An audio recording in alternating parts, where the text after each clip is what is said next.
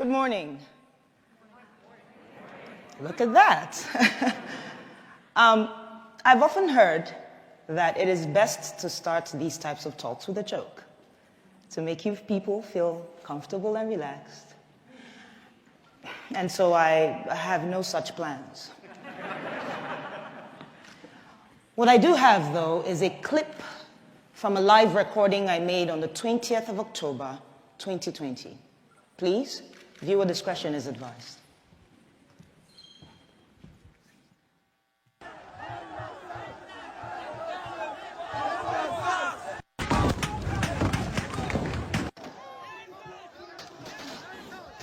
They're shooting us! They shot two people! Oh my goodness! What's your name? See somebody else. Everybody look at this. These are the bullets that were falling by our side that were dodging bullets.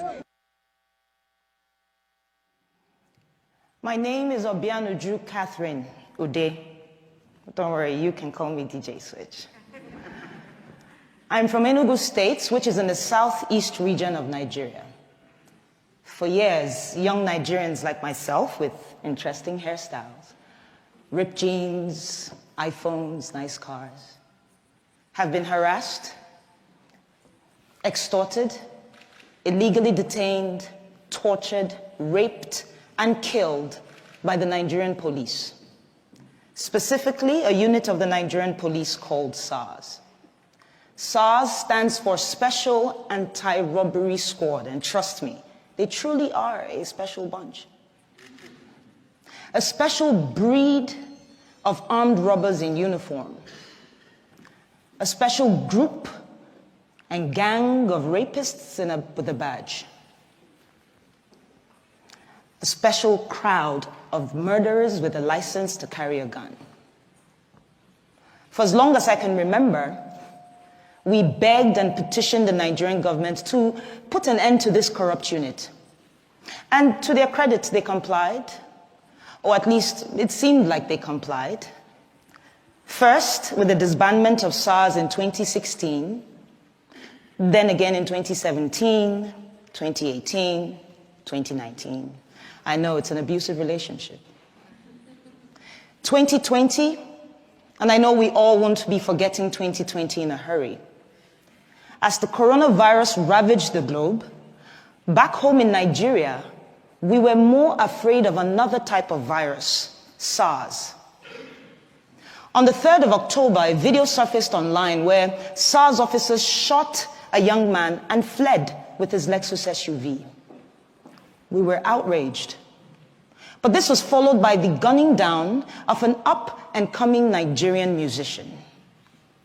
I'm a musician. Could have been me. At this point, the hashtag #EndSARS was trending all over the world. And thanks to Nigeria's biggest celebrities and artists, influencers who said, enough is enough, it is time we speak up.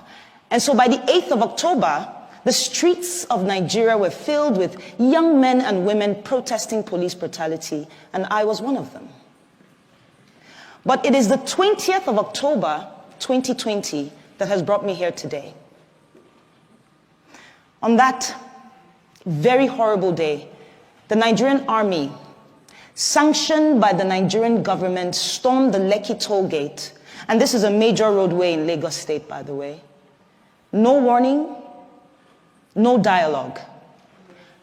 Soldiers opened fire on unarmed, peaceful protesters with live ammunition. We cried, we braced, and we started to sing the national anthem, just with the hopes that they recognize we're not their enemy. It made no difference. As I laid on the floor, I remember a young man, he just jumped on top of my body and he was screaming, "Cover her, cover her." I couldn't really make sense of what the whole thing was about. He was struck by a bullet on his lower back.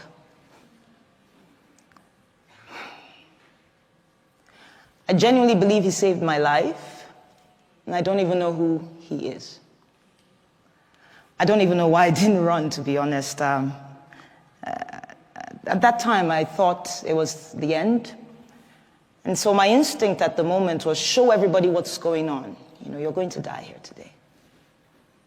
And so I pulled out my phone, went to Instagram, started live broadcasting this madness.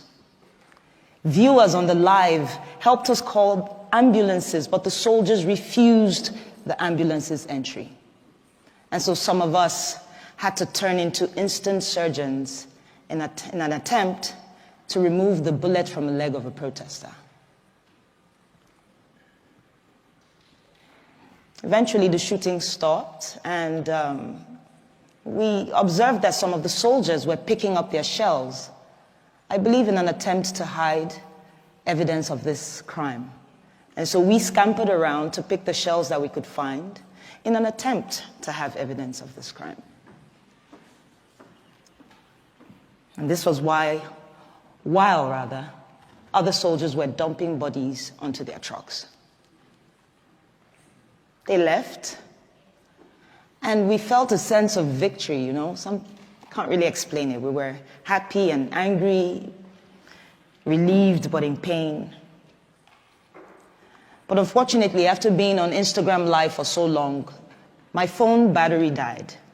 Because not too long after, another phase of attack was upon us. But this time it was the Nigerian police. And they came in guns blazing as well. And so we ran. We took the injured to a nearby hospital and the others to a church. The church apparently had been on the live and they had offered us refuge. By the next morning, soldiers raided the hospital looking for me. And I owe a great deal of gratitude and thanks to a friend and colleague who had called me earlier and said, put off the location on your phone and leave that hospital as soon as possible. And so it was barely 15 minutes after I left. But it didn't end there. My boss and his wife got threatening phone calls. I couldn't go home to where I lived because we got reports of strange men lurking around my apartment complex. I haven't gone home, actually, since the 20th of October, 2020. Speaking of home, I'm from a large family of 8, 5 boys, 3 girls, with very opposing characters, I tell you. I'm the last, with a sprinkle of last child crazy. But I remember my parents, you know, they worked really hard to provide us with basic things: food, education, healthcare, security, allowances. All while teaching us to love and respect each other's differences. On the other hand, Nigeria is home to over 200 million brothers and sisters with different cultures and tribes and faiths and beliefs. Things and differences that the government has used for the longest time to pit us against each other. But the NSAS movement swept that away, even if it was just for a time being. I witnessed protesters collaborating and helping each other. Protesters giving food and water to the same police who's been killing us off every day. Others provided security. Another group provided funds that were donated to them, I mean in the hundreds of thousands of dollars, for legal and medical attention to protesters who needed it. This is the real Nigeria. But the Nigerian government, much like an irresponsible parent, failed to see the opportunity as a learning curve, to listen to the cries of its quote-unquote children. Instead, they chose to deny these events and also moved swiftly to silence us. Starting with the Nigerian Minister of Information, Lai Mohammed. And yes, you heard me right. The Nigerian Minister of Information, our very own spin doctor. Yeah, his first name is Lai. It's inevitable, right? The pun is begging me. Lai called the shooting a fabrication of a massacre without bodies.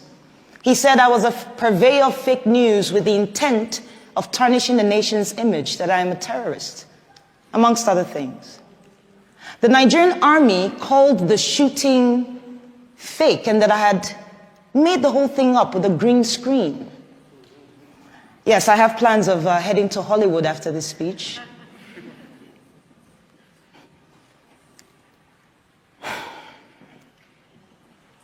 You know, 15 people died on the 20th of October, and not a single government official, police, or army personnel has been brought to book.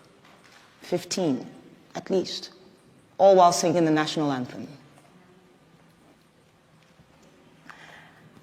As an artist and a DJ, I listen to music a lot, all the time. And I'm reminded of the legend, the artist, Fela Anikulapo Kuti. He was known for speaking truth to power with his art. And I'm reminded of his 1977 song titled Zombie. Here, Fela likens the Nigerian military to mindless zombies following idiotic orders.